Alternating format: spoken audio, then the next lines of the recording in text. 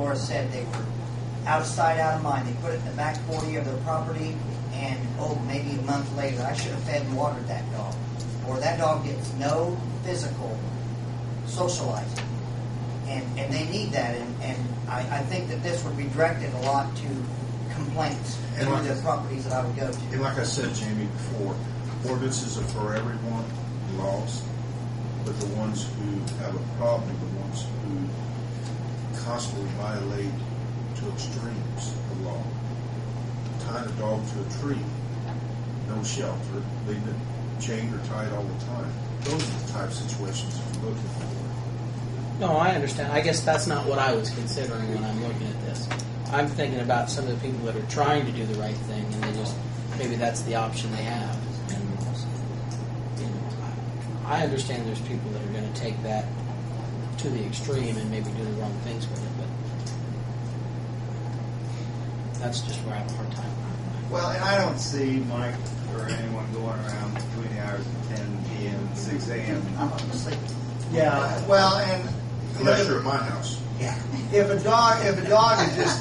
dog is tethered and quietly sleeping by the doghouse, it seems to be fine with the dog. I don't know if that's anybody's gonna change that as long as they are getting some attention. I mean, I think it is abusing the animal to just chain them to a tree and forget about them.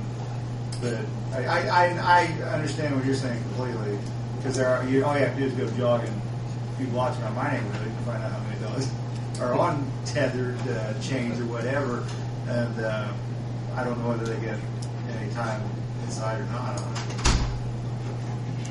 Well, we thought about different scenarios. We'll open this up for discussion before we vote for a short discussion. We thought about different scenarios. The dog needs a half-hour relief after being chained up for 10 hours. It needs 2 hours relief within 24 hours. And the thing that it came down to was enforceability. It just wasn't in that context. Like I say, if we do vote on this will be the first reading. Still subject to change. And that was picked because of your concerns about the dog biting. So we really researched it. We researched breed-specific laws and realized they just aren't enforceable or effective. And the two top things for dog bites that they found consistently in the reports are unneutered and being tethered in a continuous manner. I know when Laura first told me about this, I'm like, I don't know. And then when I read those reports, they're the two top factors every single time in dog bites. And I know that Mike got called almost daily about a dog that was tethered, left in the backyard, and neglected, and the owner's concerned. And it was I don't know how many percentage of those are tethered animals, but it's All of them were. Matter of fact, none that were not. Almost, I think 95% of my complaints are tethered dogs. Ones that are abused or neglected, mistreated because of their conditions, what they're in, little short chains, they're in a little mud hole in their own feces and no room to go anywhere. And so it doesn't just even fall under noise ordinance or under making aggression, but it also falls under neglect, abuse, because these animals are in deplorable conditions when I get there. They're covered with all kinds of sores and the feces is all caked in their fur.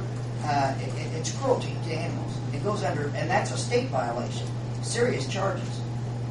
So it's something else to consider about. We're thinking that hunting dogs might not apply as much within the city limits. It would be different for county. Because a lot of times you can't have a lot of hunting dogs in the city anyway because the barking, they all like to bay and stir up things, and there aren't as many in there.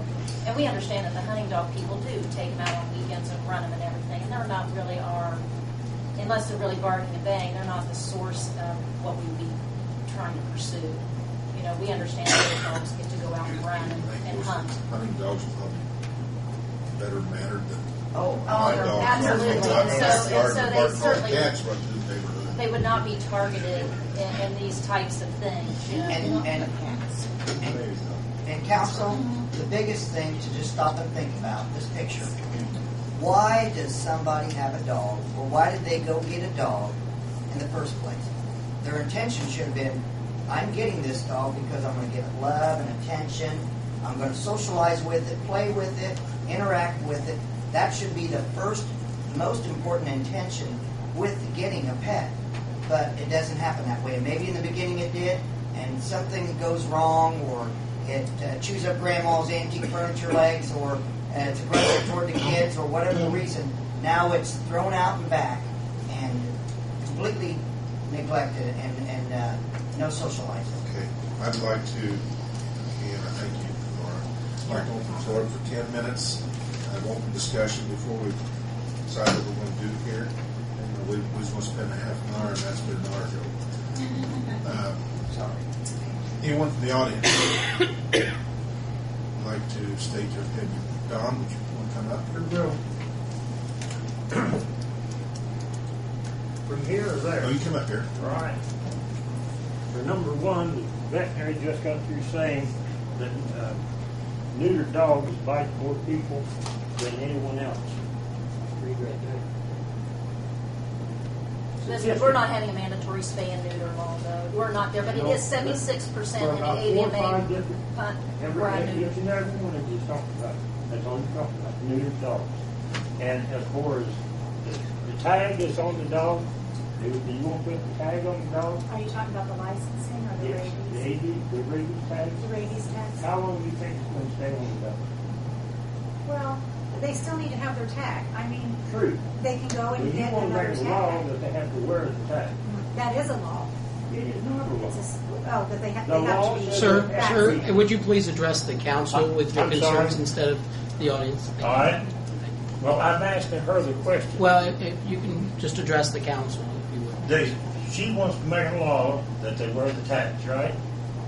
Yes, sir. An animal cannot wear a tag and be out running loose. They have a little aluminum tag, and even the tag is aluminum. They don't last 15 minutes. It's all right for a house dog. There's no one likes dogs any better than I do. And I know exactly what he has to go through. Because I've done it for 7 years, and he does not have an easy job. And everything you said about his job is 100% right. And I feel sorry for him. But, I mean, as far as that tag, they don't like it because they want to make a law that they have to wear it.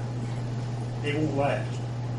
Anyone thinks anything of their dog has got their name and address and phone number on the collar. So, if they like dogs, let them take care of them. There is one more option to that. Go ahead. If people do, and people tell me, I put a collar and a tag on my dog, and in 2 or 3 weeks, he got in a fence, or he tore it off, or he played with the others, and it got loose of that. There is an option too, and we're going to try to look at a program of installing microchip.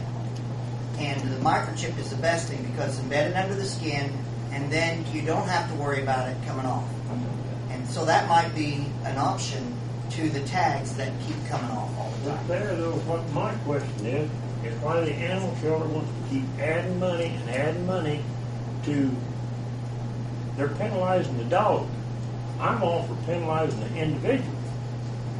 Let's make the, Well, that would be penalizing the owner because it is a state law that they must have their rabies shots. Right. And the only way to know that is if there's some type of identification on that animal, or if I do find the owner of the dog, then I have to talk to him and say, do you have proof of rabies? And most of the time, well, I'll tear up the house here, but I can't find it, or no, I'm not sure when I did that. And then we have asked for the requirement.